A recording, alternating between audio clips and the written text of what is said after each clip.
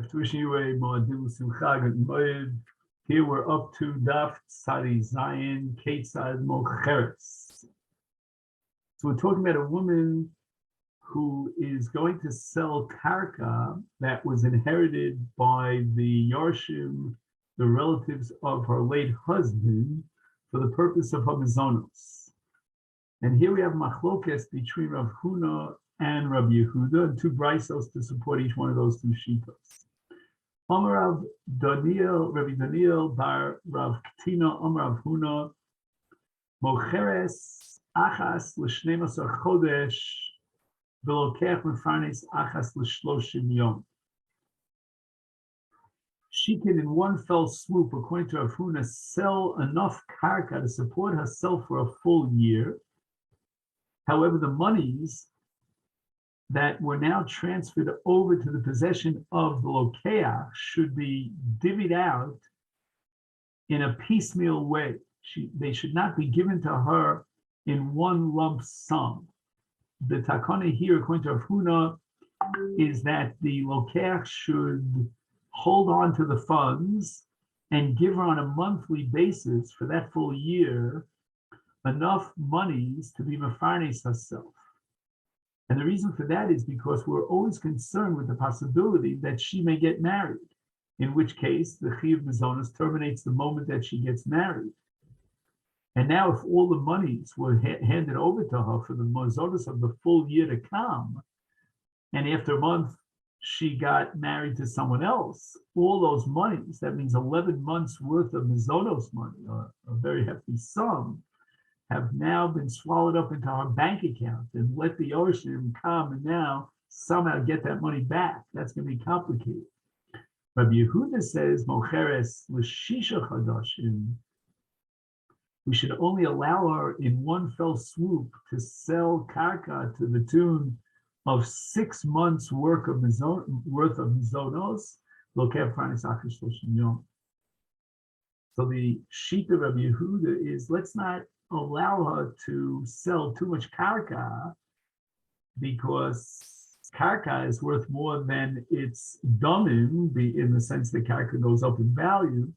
We don't want to let the Yisomim and the Yorshim be left without karka in event that she gets married after 6 months. So let's limit the amount of karka that they would sell, or she would sell, in lieu of hamizonos, on the side that maybe she'll get married. And keep in mind that karka, if you sell a smaller piece of karka, you get less money. And we'll have to ask the agents, are experts on this. I think you're married to one. Anyway, but I think that's how it is, that, let's say, there are more people who are in demanding a larger rental, a large space for rental, and they'll pay, even more money than per meter for a larger place. Like if you have a family of 15 children and they're grandparents and they all want to move into one apartment, they're gonna pay who knows what, so we want to really limit the amount of karka that we're going to sell for hamizonos. Tanya Kavasi Rabbi Yehuda, and then we'll have a Tanya Kavasi Rabbi Yehuda. Mocheres l'shnemasar chodesh lokech mefarnes achas shloshim yom. Tanya Kavasi Rabbi Yehuda mocheres shisha chadashim v'lokeach mefarnes achas l'shloshim yom. By the way, the Gemara doesn't enter into the issue, which is a little bit sticky, about how we oversee this process and guarantee that the lokeach is actually giving over the monies for that karka on a piecemeal basis every single month. Maybe Bezdin will have to supervise it. Amar Abaye, Hilchasam Mocheres Shisha Chadashim Lokech L'Franis Achas Shoshim Yom. Meimer passings like Rabbi Yehuda.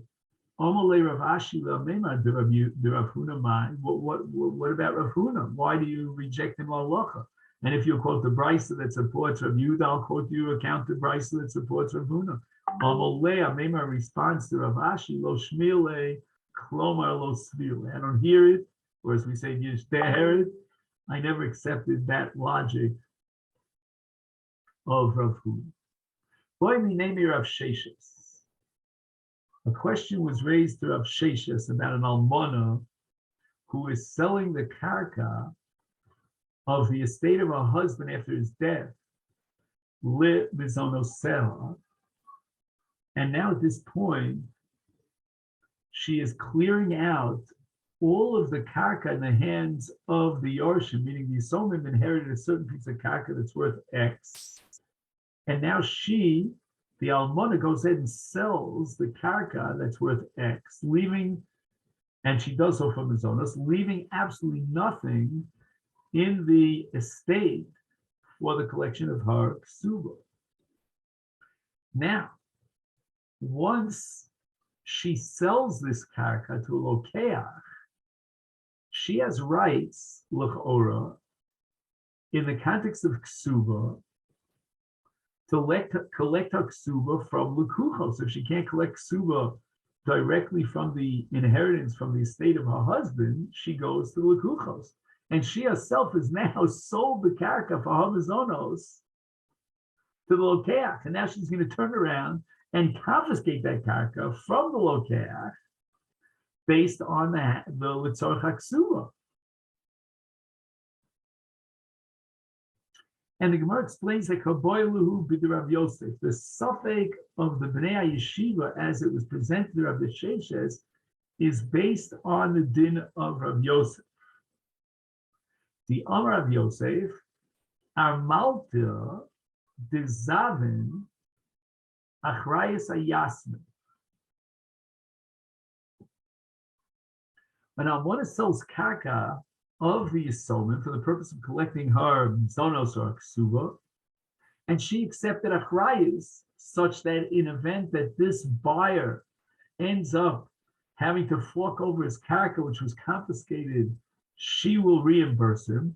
The Baal Chov of the Baal, meaning the Baal during his lifetime had borrowed money, his malva comes along to collect from the karka from the lekuchos, in order to get payment for the outstanding debt that was owed to him.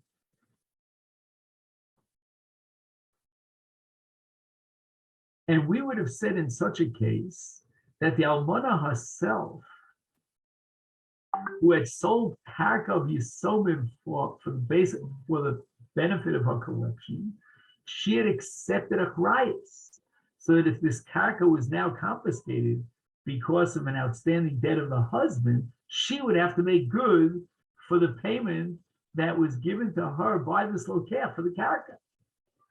Comes along Rav Yosef says, name, that's not the halacha. Achrayus ayasmin. The achrayus is going to be demanded from the Yisomim. And basically what Rav Yosef is saying is that fundamentally the Yisomim pick up the chov of their father. She does not have to pick up the chov of the father.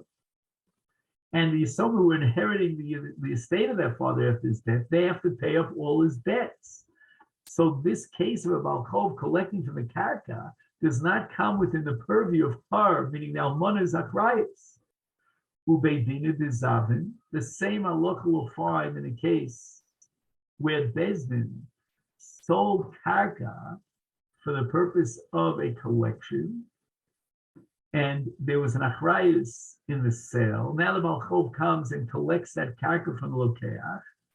The achrayus is now not on Bezdin, right? Bezdin was just overseeing this process, but rather achrayus ayasmin. The lekuchos have to be tovei yisomim. Now, in the light of Rav Yosef, we have our suffix mind. Kaven the achrayus ayasmin, since the achrayus is really on the yisomim, therefore, the lokeach, in event that the karka that he purchased was confiscated in lieu of a debt, or in lieu of a ksuba, or a mizonos, they have to have recourse to collect the domin that they paid for that karka from these somen. Is tarful, so that the almana can collect, and whatever she collects by selling this karka to the domin. Now, if the karka was taken away from the lokeach who paid the domin, and she pocketed it to use it for her mizonos for ksuba, now these lekuchos have no recourse but to go back to the Yisomim. And the reason for this is because that which she sold the ksuba, sold the karka, that's only because she's doing so on behalf of the Yisomim. The Yisomim have a chiyuv to pay her mizonos or ksuba. So she needs that currency in order to be porea, the obligation to pay her ksuba or her mizonos, which is incumbent upon the Yorshim.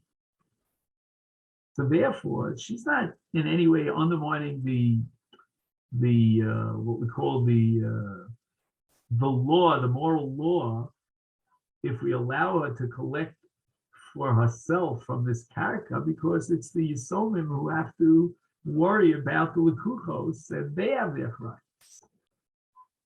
That's one side. And therefore, the Gemara has now presented that an almana who sells the tzarech mizonos can now go back to lekuchos and collect haksuba. Odilma, now the Gemara presents the second side, the other side. Motzi Amrile, lekuchos are going to say to the almana, wait a second. Mehidach rayas the almalo kabilas ileach. You didn't accept an all-inclusive achrayas regarding any chov that will be collected from us, lekuchos, through shibudin, that you didn't accept. However, achrayas the nafshach milo kibulei, you went ahead and sold these properties to us, and you put your neck out on the line and declared that you're responsible to guarantee and perpetuate this mechira. You can't now go turn around and be mafsid my payment for this karka by confiscating the karka. So Rav Sheshes responded to the yeshiva tinisua. We derived from a brisa exactly the answer to this question. And it says in the brisa, almana mocheres leches, an almana can sell up to a certain ceiling the properties of the Yisomim for the purpose of the mizonos, ad kidei ksuba. So let's say, for example, the karka was worth 1,000, and she's collecting 800, but not beyond 800 for her mizonos, leaving in the estate 200 zuz for the purpose of collecting a ksuba. So she's not allowed to sell the entire property until she guarantees that what's left in the possession of the Yisomim is kidei ksuba. This samach law, and she relies upon it. What does that mean? Relies on what? So now she has smichus das, that since she left a remainder equal to the value of her ksuba in the hands of the Yisomim, she'll be able to collect it from the Yisomim. So she's guaranteed that she'll get collection of her ksuba, because she didn't collect the ksuba's worth from the karka. So Rav Sheshes medai shmamina shaira in lo shaira lo. In other words, if she leaves over karka in the possession of the Yisomim to the equivalent value of her ksuba, then she can be porea her ksuba. She can demand payment for her ksuba from that karka she left. But if she sold everything from the zonos, and she didn't leave any karka for the ksuba, she won't be able to go ahead and collect from the lekuchos for the payment of her ksuba. And basically what we're seeing here is that she is responsible to guarantee that sale, and therefore if she would sell beyond, mizonos, meaning the worth of the ksuba, then she no longer has the wherewithal to go back and collect her ksuba from the karkos that were sold to the lekuchos. So Gemara objects and says, with Dilma, maybe you can't prove anything from this brisa, because Eitzet Tova Kamashmal, the brisa is only giving us an Eitzet Tova, the Lo Likru Lu Hadri Nosa. We used to have a phrase when I was a child, I don't know if anybody remembers this, an Indian giver. You give something and you take it back. That's bad for your reputation. If she's going to sell everything from the Zonos, and then she's going to go back and collect from the Lakukos to whom she sold this karka, and grab that karka for in lieu of Haksuba, people are going to say she's an Indian giver. On the one hand, she sold all this karka to the Lokeach, and now she's taking it back. So the Gemara now wants to reject this approach that the Brisa is only based on Eitzah Tova from a diuk in the language of the Brisa. In Cain, listening, if it's only a matter of Eitzah Tova, it should have been written in the Brisa, Gova Ksubasa Minashat. She only collects her ksuba from the 800, but not from the 200, and not additionally from the 200. But look at the language of the Brisa. The Brisa added the words v'samachla. What does the language of this samachla add over here? What does it mean? It means that only on that which she left in the possession of the som does she have smichas das. She had to have left something to the tune of the value of her ksuba in order for her to have smichas das, that she collect her ksuba shma mina, shaira in, lo shaira lo. It's not just a matter of Eitzah Tova, but it means that if she didn't leave it over for ksuba, she cannot collect. Iboilahu, the Gemara has another suffix. Zabin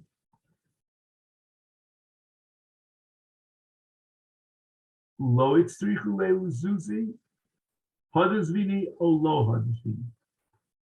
This is an unbelievably important piece of Gemara that we're learning now. Unbelievable its repercussions. A man sells property because he needs the funds to buy X. Okay, he's a farmer and he needs to buy, there's a sale on oxen. He wants to buy oxen. And then it turns out that he doesn't have the ability to buy the oxen, or he doesn't have the need to buy or maybe the sellers of the oxen backed out of the deal. They decided they're not going to sell. So what are we going to say? Is it a valid sale? He's left with all this money without his karka, which he sold for the purpose of buying oxen. He can't buy oxen. So the question is, Hadre Zvini or Lo Hadre Zvini? And even though we have a principle called Dvarim Shebelev La'avi Dvarim, but in this case, it's Dvarim Shebelev Hu Belibo Shel Kol Adam. He made it obvious. It was Yadua Lakol. Everyone knew that he wanted to buy oxen. I don't know if he said so explicitly, but it was public knowledge. And by the way, the Gemara is going to finally conclude that he can be Mavatal the Mekach, Kol and Mekach Tos, because the monies that he needed, he no longer needs. Mamish Pelt. I can imagine 1,000 cases per day of sales that fit into this category. He all of a sudden he decides, you know what? Things have changed and I don't want the cash. So he's going to Mavatal the Mekach. That's the final psal. Toshma, who gathered this of an Ara Lira Papa, somebody sold Karkos to Rav Papa, and we'll soon see that the seller thought he needed it to buy oxen and then he couldn't buy the oxen, and Rav Papa gave him back the karka. I don't know if Rav Papa did that because he accepted the Tvia Al Pi Din of the Moker, or he was just being a very nice guy about it. The Itzrech Zuzah inventory, he needed money to buy oxen. Well, the either the sellers backed out, or perhaps he couldn't find any sellers, or whatever it is. Hajinil Papa gave him back the karka and basically canceled the sale. So the Gemara says, you know what? I wouldn't prove anything from that case of Rav Papa, because Rav Papa perhaps he didn't have to give back the karka. He was being very, magnanimous about it. He was like a good Samaritan. Toshmadahu Batsorta. The Narda was a location on the map in Bavel where there were many, many frequent batsores, times in which there was no rain, and the price of grains just skyrocketed. So Zavim Kuli Amala Pandai, everybody in the city of Narda was freaking out They needed money desperately to buy Tvua. Tvua was jacked up in price. They sold their homes. The entire city of Naridoi sold their homes. Boy, for a rich man who wants to invest in real estate, that must have been a great opportunity. But Lebesov Asu Chiti, the ship that brought to the shores of Nardoi Tvua in great masses of and volumes, showed up. And it turns out they don't need the money to buy Tvua.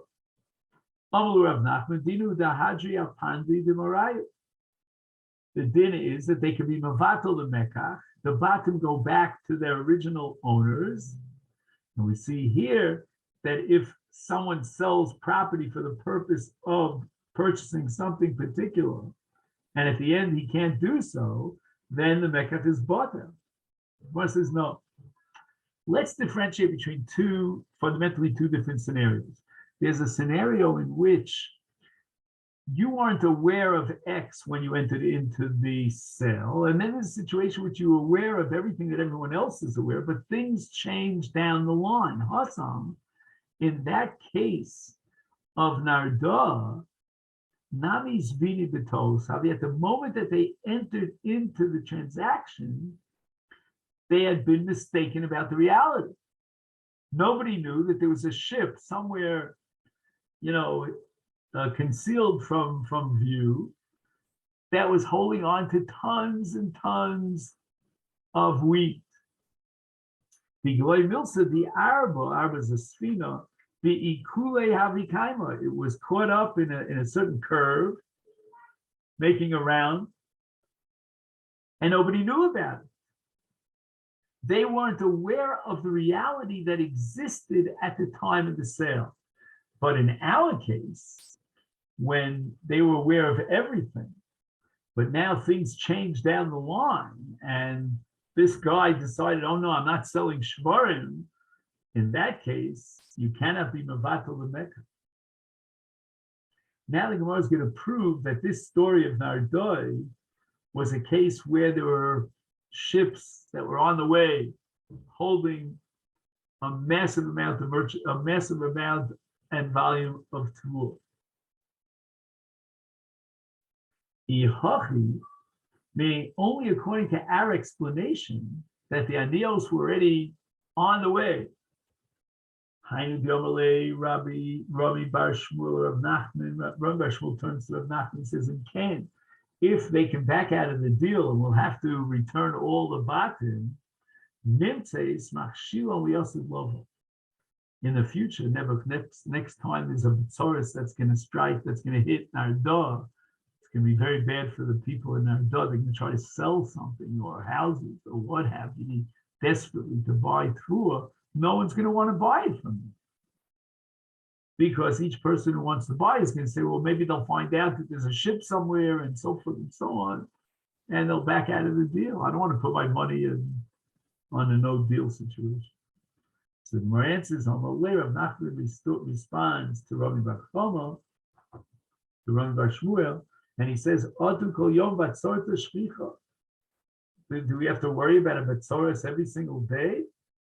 So we're passing it did now according to the law of Allah. Now you can say, well, it's a michshol because you have to suspect that there'll be another batzoros and the guy won't buy and so forth and so on. So Rabbi Bar Shmuel responds to Rav Nachman, you should know that batzoros the Nardoi, Mishkat Shvicha, that the Nardoi is situated in such a place where it's very frequent that there'll be a batzoros. And if there'll be a batzoros, you have to worry about the fact that if you cancel this mecher, then next time, like the boy who cried wolf, they're not going to be willing to buy your batim. They'll tell you to go starve to death in Nardoi because last time they were mevatel the mecher. The hilchas of the bottom line of this whole sugya is zabin v'ol itzrich lulei uzuze hadar zvi. If a new situation arises, which clearly puts the buyer in the situation in which he never would have sold it because he only sold it for that purpose, then he can be mevatel the mecher. And this leads us to the Mishnah on the bottom of Tzadi Zayin. Almana bein min ha'irisin bein min ha'suin mocheres shalo b'fnei bezdin. Okay, this is the sheet of the Chachamim. We have to emphasize that Chachamim are of the opinion that whether or not the husband died when they were only in the state of Erusin, he was the Orus that died, which means she collects ksu, but she doesn't get mizonos, because mizonos only after Nisuin. Beiman Nisuin, or if the husband died after Nisuin, so she has also mizonos. When she comes to sell the possessions of her husband in order to pay up these various, shall we call them chovos, mocheres shalom b'fnei bezdin. She doesn't have to get together a bezdin of bekirim, of experts who know, who are musmachim ish mi piish from Moshe Rabbeinu. She doesn't need that kind of a valid, authorized, and a bezdin that has the status of a bezdin. All she needs is 3 hedyotos, 3 regular guys off the street who are baki b'shuma, that they know exactly how to shots up the value of the karka.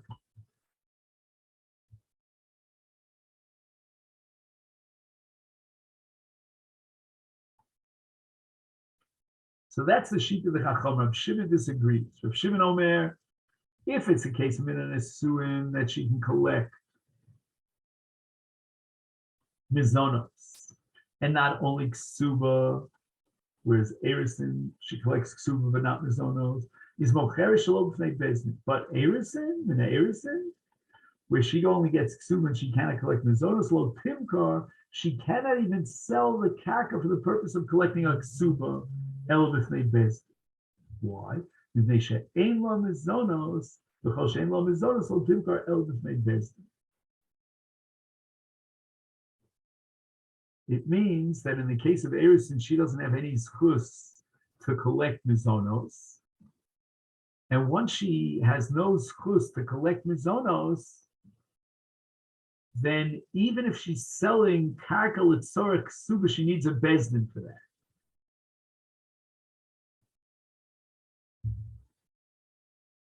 So again, if she's selling the karka for the purpose of mizonos, which would be in the case of a nesua, then she can likewise sell the karka for the purpose of ksuba, and she doesn't need a bezdin. But if, on the other hand, she's an arusa, and her husband dies, her orus dies, and she has no rights to mizonos, then if she wants to sell the inheritance of her husband, she needs bezdin. And the Chacham made a takana allowing her to sell mizonos for purpose of mizonos, even shalom b'fnei bezdin, because otherwise she might starve to death. The Gemara says, what is the explanation of the Chacham? They don't make any distinction between an arusa and an nesua.